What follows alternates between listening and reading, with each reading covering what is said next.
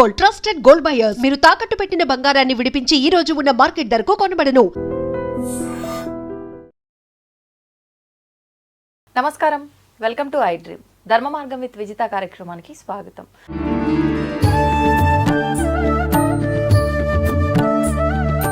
నమస్కారం గురుగారు.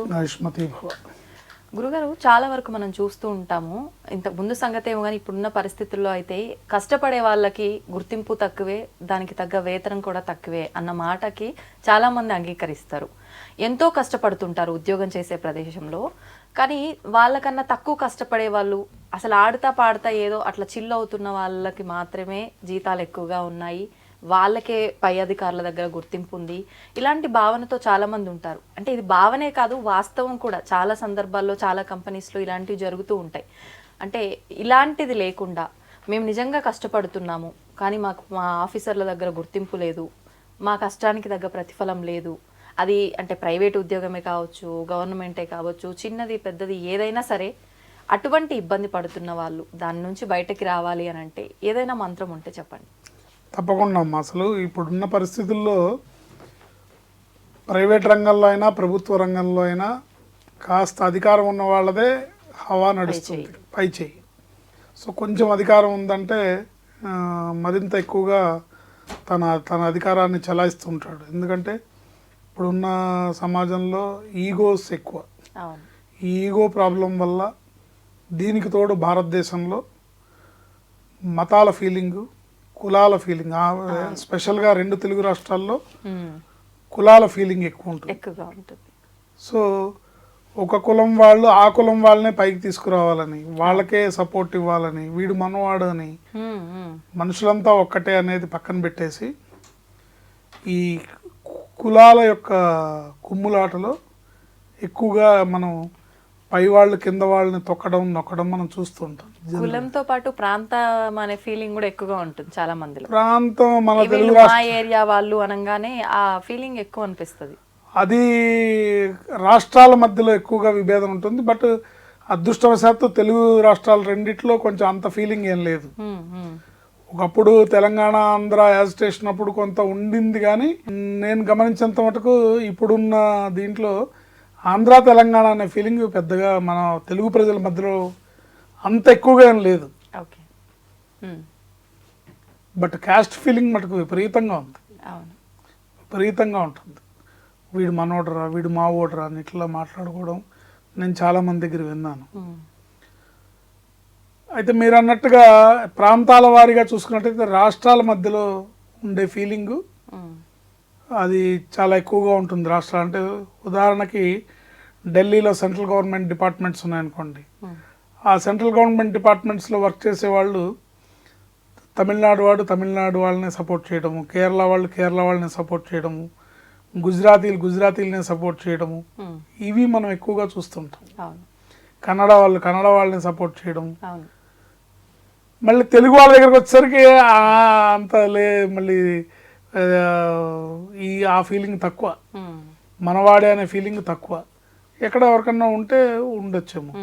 బట్ మొత్తానికి ఏదైనా సరే ప్రతిభ ప్రాతిపదిక మీద గుర్తింపు కన్నా ఇతర స్వార్థపు అంశాల మీద, అంటే కులాల మీద కానివ్వండి, ప్రాంతాల వారి మీద కానివ్వండి, లేదా తనకు అనుకూలంగా ఉన్నాడా లేదా, మీరన్నట్టు ఇంకొకటి పేరు పలుకుబడి ఎంత ఉంది, తనకు అనుకూలంగా ఉన్నాడా లేదా, తను చేసే పనులకి తనకి సపోర్ట్ చేస్తున్నాడా లేదా. తను ఒకవేళ లంచగొండ అనుకోండి, సో ఇతను వాళ్ళకి తానా అంటే తందానా అంటున్నాడా లేదా, తమ దారిలో ఉన్నాడా లేదా, ఇలాంటివి కూడా చూసుకుంటారు. ఇలాంటివన్నీ కూడా ప్రతిభ కాకుండా ఇలాంటి స్వార్థంతో కూడుకున్న అంశాలకి ప్రాధాన్యతనిచ్చి మనుషుల్ని వేరుగా చూడడము, తక్కువగా చూడడము, అన్నిట్లో ప్రభుత్వ రంగ సంస్థల్లో, ప్రైవేట్ సంస్థల్లో అన్నిట్లో జరుగుతుంది ఈ విధంగా. మరి ఇంకా చూసుకున్నట్టయితే ఆడామగ భేదము ఏంటి, తమకు నచ్చిన వాళ్ళకి సపోర్ట్ చేయడము, తమకు అనుకూలంగా ఉన్న వాళ్ళకి సపోర్ట్ చేయడము, అనుకూలంగా లేని వాళ్ళని ఏ విధంగా తొక్కాలని చూడడము, ఇవి అన్ని రకాల రంగాల్లోనూ ఈ స్త్రీ పురుష భేదం ఇవన్నీ ఎక్కువగా కనబడుతూ ఉన్నాయి. అవును. ఇలాంటి వాటి వల్ల సఫర్ అయ్యే నిజంగా నిజాయితీ పరులు, టాలెంటెడ్ పీపుల్, ప్రతిభ గల వాళ్ళు, దేశానికి పనికొచ్చేవాళ్ళు, సమాజానికి పనికొచ్చేవాళ్ళు ఒక విధంగా చూస్తే కొద్దిగా ఒక వంతు వెనక్కి ఉన్నారు, అణగదొక్కబడుతున్నారా అనిపిస్తుంది. ఎందుకంటే నిజంగా నిస్వార్థంగా చేసేవాళ్ళు ఎప్పుడు యథార్థవాది బంధు విరోధి అంటారు. యథార్థాన్ని మాట్లాడితే కనుక వాళ్ళు చుట్టుపక్కల వాళ్ళకి విరోధం అవుతారు. శత్రువు. ఏంటి నువ్వు నంది అంటే నంది, నేను పంది అంటే పంది అని అంటే కనుక అది నచ్చుతుంది అందరికి. అడుగులకు మడుగులకి తానా తందానా అంటే తాళం వేయడం, భజన, ఇలాంటి వాళ్ళకి ప్రోత్సాహం ఎక్కువగా ఉంటుంది. అయితే మనం ఇప్పుడు మాట్లాడుకునే సందర్భం ఏంటంటే ఇలాంటి వాళ్ళు రియల్గా టాలెంటెడ్ పర్సన్స్, ప్రతిభ గల వాళ్ళు, కష్టపడుతున్న వాళ్ళు, అణగదొక్కబడుతున్న వాళ్ళు, నీతి నిజాయితీలతో ఉండేవాళ్ళు, అణగదొక్కబడుతున్న వాళ్ళు ఎవరైతే ఉంటారో వాళ్ళు తమ అధికారుల మెప్పు పొందడానికి, అధికారుల అనుగ్రహాన్ని పొందడానికి, అధికారుల యొక్క ప్రశంసలు పొంది ఉన్నత పదవులకి వెళ్ళడానికి చేసుకోవాల్సిన మంత్రం ఏంటి, పూజించాల్సిన పూజ ఏంటి? దీనికి పరమేశ్వరుడు మంత్రం ఒకటి ఉంది.